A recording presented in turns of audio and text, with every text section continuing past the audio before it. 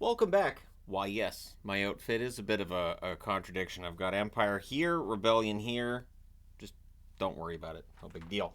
So, just the three games tonight, so I figured I'll throw on an entertainment jersey. I'll throw on one of my Star Wars jerseys to do the review. All right, so starting things off, we're going to look at Pittsburgh and Minnesota. It was Nedeljkovic versus Marc-Andre Fleury. They had a nice ceremony for Fleury. And this was a game that by the time it was done, between the ceremony and between a really long review, it actually ends the same time as the game that started half an hour later. So, early power play for the Penguins, and it's a 4-minute power play. Crosby's denied, it's cleared out. They do kill that off. 3 shots for Pittsburgh during the 4-minute power play. Huge kill for Minnesota.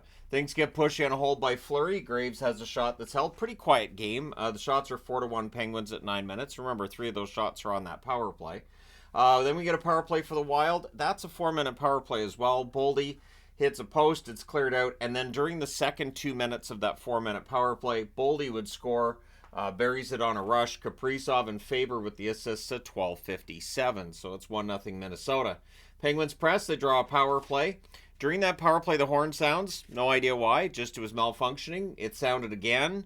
So the players getting kind of frustrated, and it really broke up that power play. So I can't prove that Marc-Andre Fleury had like a button in his net or somewhere in the post, somewhere underneath for that horn, but timing seemed kind of odd.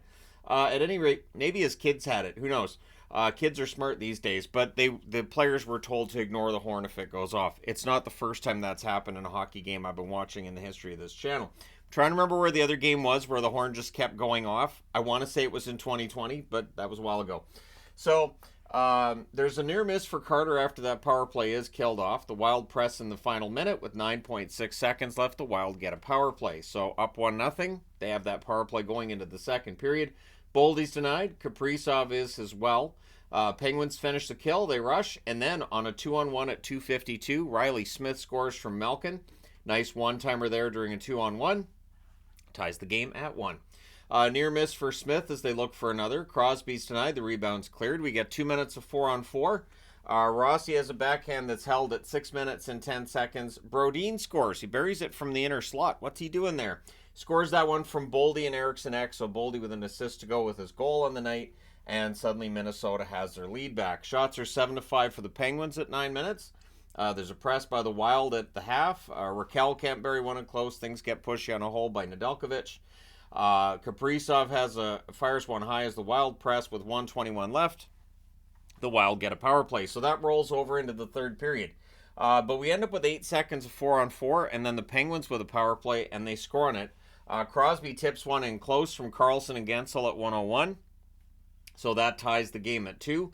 The Wild look to respond. They draw a power play. That was killed off, and it really didn't provide any momentum for Minnesota either.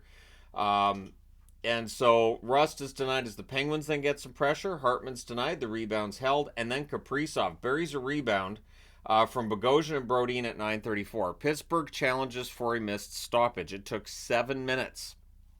There's an angle that kind of shows the puck changing direction as it goes around the net.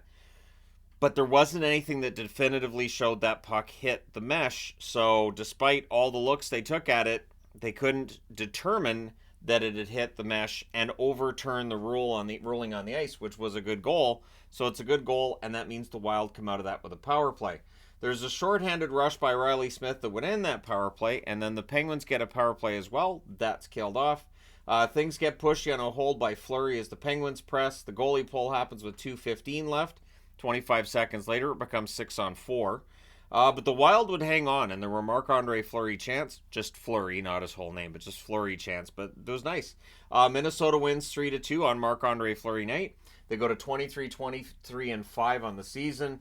Pittsburgh 23-18-7 with the loss. Shots on net, 8 apiece in the first. 15-13 Minnesota in the second. 15-7 for Pittsburgh in the third. Final shots 36-30 in favor of the Penguins. Both teams go 1 for 6 on the power play. Hits 16-13 Minnesota. Remember, those hits will be adjusted up by the NHL.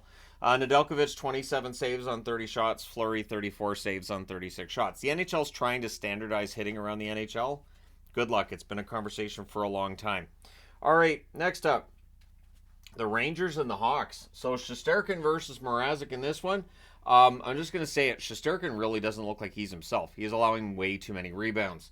Anyways, early jump for the Rangers. Kurashev has a shot that's kicked aside, and at 2:39, it's posting in on a wrist shot for Vlasic. Vlasic gets the goal to put Chicago ahead 1-0. But the shots are 3-2 for the Rangers of 4.5 minutes, and at 4:49, they would score to tie it. It's a tic-tac-toe play. Lafreniere with the goal from Miller and Panarin. Lafreniere's had a lot of really good opportunities lately. If the puck starts going in the net for him, he is going to rack up goals. He can end up as high as, I would say, 25 by the time the season's done. Rangers then press for the lead at 6:16. They get it. Kreider buries one in close. Fox and Lindgren with the assists. There's a power play for New York. That's killed off. Tyler Johnson has a shot that's kicked aside. The Rangers go back to the power play. Wheeler has a rush chance that's saved. That power play is killed off. Things get punchy at the Rangers net. We end up with 4-on-4 coming out of that. Kurashev's denied. It's cleared out. It's getting really shovey late in the period. These teams not liking each other very much, with the Rangers up 2-1, and it stays that way after second period. Panarin has an in-close chance. That's held. We get a power play for the Rangers. That leads to a shorthanded chance for Kachuk. That's saved. We get 10 seconds of 4-on-4. There were too many Rangers on the ice. They went 6-on-4. Doesn't work. I think it's easier to pick up that too many men on the ice call when it's a 5-on-4 and it becomes 6 as well. Everything gets killed off out of that, so Chicago doesn't generate anything on the power play. The shots are 7-4 for the Rangers at 6 minutes. The Hawks press at 7 minutes, and then Brodzinski buries a puck in close. He's been hot lately. Cooley and Kakko with the assists at 9:02. Trocheck's then denied on a rush. Donato has a net drive that's saved. The Rangers press in the final minute, but they're up 3-1 after 2.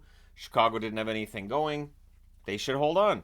But third period, Rangers press, the Hawks block. The only shot on net is for the Rangers at 3.5 minutes. There was no path to the Rangers net at this point in the game. We get a power play for Chicago. That's killed off. Magna then has a tip shot that's saved. Kurashev to Foligno. That gets picked off. But then Foligno roofs a rebound for his 11th on the season. Tyler Johnson and Kurashev with the assists at 13:37. And then the Hawks press to tie it. The Rangers caught running around a bit. Kreider has a tip shot that's held. The goalie pull happens with 1:50 left, and at 18:58, Dickinson tips the puck in. Jones and Kurashev with the assists, so that ties it up at 3. We're going overtime. In the overtime, the Rangers control early. The Hawks win the next draw. They set up. The Rangers then take over and cycle. Lafreniere's denied on a fast break, and then on a 3-on-2 as one of the Chicago players just loses his balance, ends up behind the play. Zibanejad scores from Kreider and Fox at 2:37. Yeah, that's a bad trio to have against two of the Chicago players, and the Rangers win this one 4-3. They escape the trap. 33-16-3 record now for the New York Rangers. The Chicago Blackhawks 14-35-3 with the overtime loss. Shots on net, 12-8 Rangers in the first, 17-11 Rangers in the second, 12-3 for Chicago in the third, and then the Rangers had all 3 shots in overtime, including the shot that matters. Final shots 35-31 for the Rangers. Power plays, Rangers 0 for 3, Chicago 0 for 2. The hits 16-15 Rangers. Shesterkin saves 28 out of 31. Mrazek saves 31 out of 35. So, yeah, pretty entertaining game. And for Chicago, they just don't have the talent to win these games. You keep Luke Richardson into next year. You add some talent in the offseason. I think Chicago's going to win their share of games playing the way that he coaches them. All right, last up is the Oilers and the Ducks. And speaking of scares, the Ducks put quite the scare into the Oilers on come out and play night. The Offspring, nice tie-in. It was something that we saw a lot during the last game before the All-Star break in the arena. And it's too bad because one of my wife's favorite bands is the Offspring. She would have loved to have had all that merchandise with Offspring Ducks cross promotion. She would love that, but we missed out. Anyways, it's Pickard versus Gibson in this one. Early chances for Anaheim. In fact, the shots are 4-0 at 3 minutes in favor of the Ducks. Near miss for Kane as the Oilers press. The Oilers draw a power play. That leads to a shorthanded chance for Henrique. That was saved. They do kill that off. Strome's denied on a break. Ryan then has a rush chance. That's held. The Oilers press. They're kept to the outside. Perry has a shot that's held. The Oilers have some momentum, but with 3:02 left, the Ducks get a power play, and they score on it. It's Fowler from Vetrano and Henrique at 18:39. The Oilers look to respond, but it's 1-0 Ducks after 1. Second period. Early jump for Edmonton. Strome gets denied on a 2-on-1. Grew is denied on a net drive. Shots on net are 2 apiece at 6 minutes. Holloway's denied in close. Things get pushed and hold by Gibson, and then the controversy happens. So Corey Perry slashes Gibson's stick out of his hand. Should have been a penalty. Both the Ducks and the Oilers broadcast said it should have been a penalty. It's not called, so Gibson was clearly distracted, and the Oilers score. It's Kane from Perry at 9 minutes and 11 seconds to tie the game.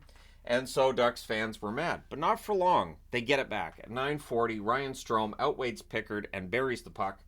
He scores from Carlson and Henrique, so the Ducks get the goal. They go ahead again. Carrick nearly adds another one on a rush, but the Oilers would tie it. It's Kane with his second of the period from Draisaitl and Kulak at 12:51. He buries that one short side on what was a 3-on-2 rush. Strome nearly answers, pretty wide open game, which definitely favors the Oilers. Some good forechecking by the Ducks, but they don't get very many shots. They only get 2 shots in the entire period, and they scored on one of them. So it's 2-2 after 2, but it feels like the Ducks are a little fortunate the Oilers didn't do more damage. Third period, Dostal's in. Gibson wasn't able to play the third period. We'll see what his status is as soon as tomorrow. Strome to Carlson gets blocked. Vetrano's robbed on a turnover. We then get a power play for Anaheim. They score on this one, too. It's Strome from Vetrano and Fowler at 3:20. Buries that one on a good cycle. That's the first time Ryan Strome has had a multi-goal game as a Duck, which surprised me. Thought he would have had at least one by now. So Lundstrom's denied as the Ducks press. The Ducks had some opportunities to add to their lead, just weren't able to get it done. Hyman's robbed in close on a 2-on-1. The shots are 5-3 for Anaheim 7 minutes in. The teams trade rushes, and the Oilers bury theirs. Hyman scores from McDavid at 8:41, so Hyman stays red hot. Then we get a power play for Edmonton. The Ducks didn't take a lot of penalties, but this is a bad time for that penalty. And Draisaitl scores from McDavid and Bouchard at 10:09 as they just gave the Oilers too many opportunities. Johnston has a shot that's held as the Ducks press trying to answer, trailing for the first time in the game. Fans call one, the referee doesn't. The goalie pull happens with 2 minutes left at 18:50. Evander Kane scores, and a shocking amount of hats hit the ice. There were a lot of Oiler fans in attendance for this one. Ryan and McDavid with the assists. So McDavid with 3 assists in the third period, and the Oilers win this one 5-3. They go to 30-16-1 with their 17th win in 18 games. For the Ducks, they're 18-31-2 with the loss. Shots on net, 13-9 Anaheim in the first, 12-2 Edmonton in the second, 11 apiece in the third. Final shots, 32-26 for Edmonton. Power plays, Edmonton 1 for 2, Anaheim 2 for 2. The penalty kill's been excellent for Edmonton. This is kind of an aberration. The hits, 23-17 for Anaheim. Pickard saved 23 out of 26. At the other end, you had Gibson saved 19 out of 21. Dostal saved 8 out of 10 in relief. And, just one of those nights for Anaheim. Let me know your thoughts in the comment section below. As always, don't forget to hit like and subscribe in the event you haven't hit those buttons yet. I forgive you, but you can make up for it. Thank you guys again for all your support. I will talk to you again soon.